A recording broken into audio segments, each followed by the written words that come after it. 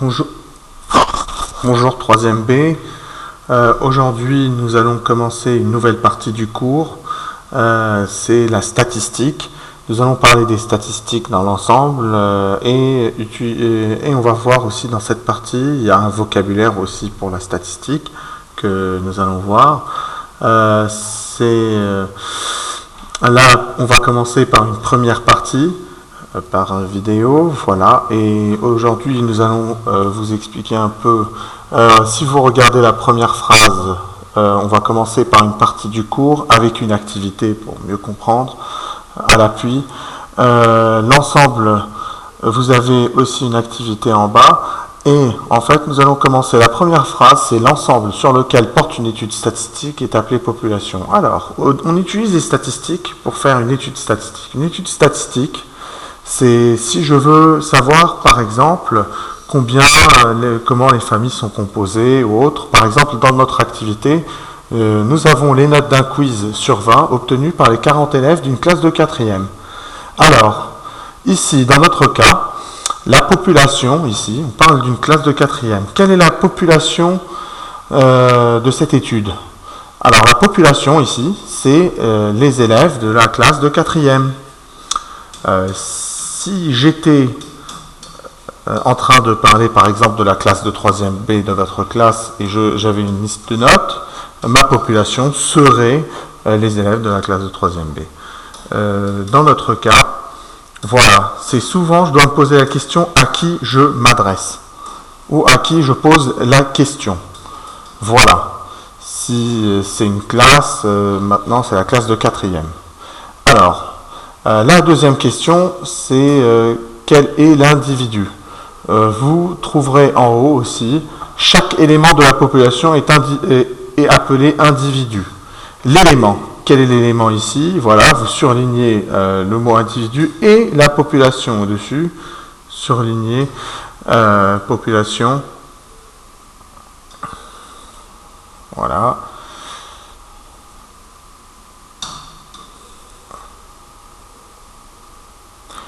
Quel est l'individu? L'individu, c'est chaque élève de la classe de 4e. Parce que ici, je m'adresse aux élèves de la classe de 4e et l'élément, c'est chaque élève. Si c'était un travail de groupe, par exemple, et que la note était à 2, mais là, c'est un travail individuel, c'est un quiz. Si c'était pour un travail de groupe, par exemple, j'aurais dit que l'individu, si c'est un groupe de 2, j'aurais dit que l'individu, c'est chaque groupe de 2 élèves. Si c'était un travail de groupe avec une note à 2. Dans notre cas, ce n'est pas le cas. Quel est le caractère étudié? Le phénomène étudié sur une population est appelé caractère. Ce caractère peut être quantitatif, c'est-à-dire mesurable, ou qualitatif. Alors, le mot caractère. Le caractère, c'est le phénomène, c'est-à-dire, dans notre cas, on parle des notes. Donc, le caractère étudié, c'est la note de la classe de 4e. La note d'un quiz, du quiz de la classe de 4e. Et voilà, de la classe de 4e. Sa nature, elle est quantitative. Et pourquoi je dis quantitative? Parce qu'elle est mesurable. Le plus souvent, on verra des valeurs quantitatives. Quantitative, c'est-à-dire que je peux mesurer. Et qualitative, ça vient du mot qualité. Le mot qualité, c'est souvent on utilise la variable ou une nature, elle est qualitative, c'est quand j'ai une qualité de quelque chose, ou la couleur des yeux, par exemple. La couleur des yeux de chacun, je décide de définir des yeux bleus, par exemple, c'est la valeur 1, les yeux verts, la valeur 2. Dans ce cas, on dit que la nature du caractère est qualitative. C'est un cas plus rare pour une classe de 3e, on verra le plus souvent des variables... on aura un caractère avec une nature quantitative. Et le nombre des individus d'une population est appelé effectif total. Alors, là est le plus important, de surligner effectif total. Donc, on surligne effectif total. Et voilà. Et on va revenir à notre exemple. Alors, on nous dit après compléter le tableau ci-dessous. On a au total 40 élèves. On a les notes d'un quiz sur 20 obtenues par les 40 élèves d'une classe de 4e. Alors l'effectif ici, c'est l'effectif total, c'est 40 élèves. L'effectif, vous allez voir ici, vous voyez une liste de notes. Attention, la note est placée par ordre croissant. Si vous remarquez 5, 6, 8, le plus souvent dans un tableau, vous aurez déjà un tableau pré-rempli.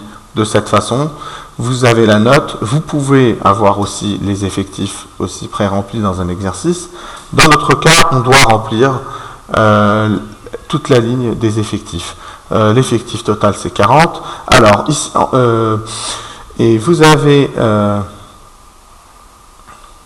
le nombre des individus qui vérifient une valeur d'un certain caractère et l'effectif de cette valeur. Donc j'insiste là-dessus de surligner ou souligner cette phrase, une valeur d'un certain caractère et l'effectif. C'est-à-dire, ici, on revient à notre exemple. J'ai une liste de notes, j'ai 12, vous voyez en haut, 12, 8, 12, 15, je vois une liste de notes.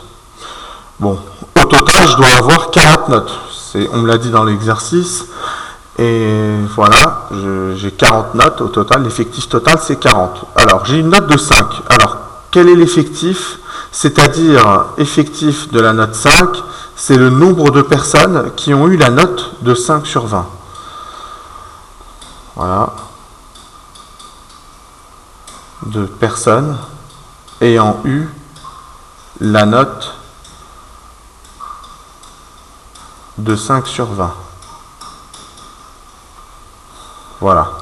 Alors, vous avez les effectifs. Alors, je prends un crayon à mine ou crayon à papier, et ce que je peux faire, c'est commencer à chercher les notes de 5 de ma classe. Ici, j'ai 12, 8, 12, 5. Voilà, je regarde. Voilà, j'ai une première note de 5. Et j'ai une deuxième note de 5, un peu plus bas. Et donc, je revérifie.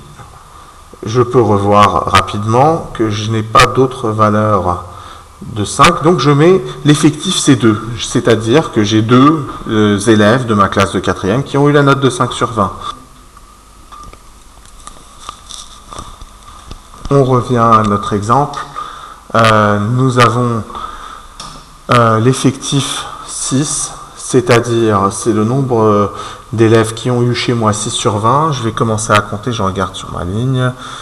J'ai un premier élève qui a eu 6, un deuxième élève qui a eu 6, un troisième qui a eu 6, et un quatrième qui a eu 6. Vous, chez vous, c'est pour ça, vous pouvez prendre un crayon à mine et barrer proprement les notes de 5 et de 6 pour ne pas confondre. Voilà. Et voilà, de cette façon, vous pouvez barrer ces notes. Et vous voulez voir maintenant le nombre de personnes qui ont eu 8. Alors, le nombre de personnes qui ont eu 8 sur 20, 1, 2, 3, je vois 4. J'ai 4 élèves qui ont eu 8 sur 20. Voilà. Et la note de 10, 2, 3, 4, 5. J'ai 5 élèves qui ont eu la note de 10. Le nombre d'élèves qui ont eu 11, 1, 2, 3, 4. 4 élèves. Le nombre d'élèves, 1, 2, 3, 4, 5, 6, 7. J'ai 7 élèves qui ont eu 12 sur 20. La note de 13, 1, 2, 3, 4, 5, bon, 5,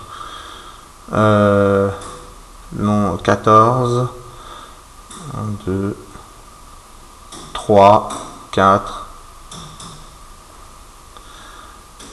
1, 2, 3, 4, 4. Et le nombre qui ont eu 1. J'ai qu'un seul élève qui a eu 17. Bon. Et là, pour revérifier, la vérification, comment je dois la faire? Je vais compter 2 plus 4, plus 4, plus 5, plus 4, plus 7, plus 5, plus 4, plus 4, plus 1. Et moi, dans mon cas ici, ce que je dois savoir, c'est je peux utiliser une calculatrice. Dans ce chapitre, vous êtes autorisé d'utiliser la calculatrice pour ce genre de calcul. Bon, là, je le fais à la main. J'ai 40. Je dois avoir 40 élèves. Voilà. Je l'ai vérifié ici, sur le côté, sur ma feuille de brouillon. Voilà. Et j'ai écrit 40.